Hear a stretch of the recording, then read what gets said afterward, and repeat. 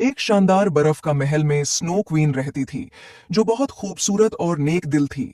बर्फ से ढके हुए महल के करीब ही साहो नाम का गांव था, जहां लोग अक्सर बर्फ की मलका और उसके चमकते महल की कहानियां सुनाते थे। उनमें एक बहादुर सी लड़की थी, जिसका नाम नूर था, जो बर्फ के महल जाने और बर्फ की मलका से मिलने का ख्वाब देखती थी। एक दिन नूर ने बर्फ के महल जाने का फैसला किया।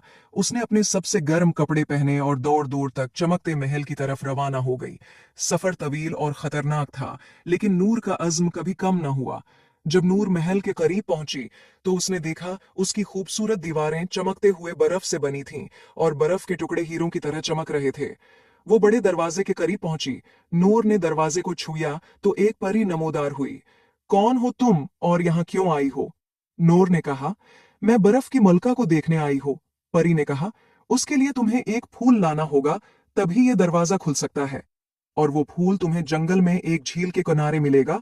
और परी ने नूर को एक जादुई सितारा दिया, जो चमक रहा था, और कहा, ये तुम्हारे काम आएगा।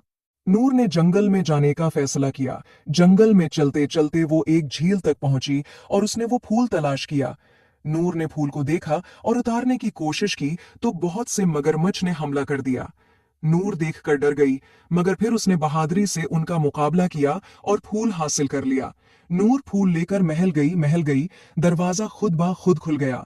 महल के अंदर हर चीज बर्फ से बनी थी, फर्नीचर से लेकर नाजुक फानूस तक। अचानक बर्फ की मलका जाहिर हुई, जो खालिस सफेद लिबास और बर्फ के क्रिस्टल का ताज पहने हुई थी। खुश आमदीद नूर, मैं तुम्हारा इंतजार कर रही थी।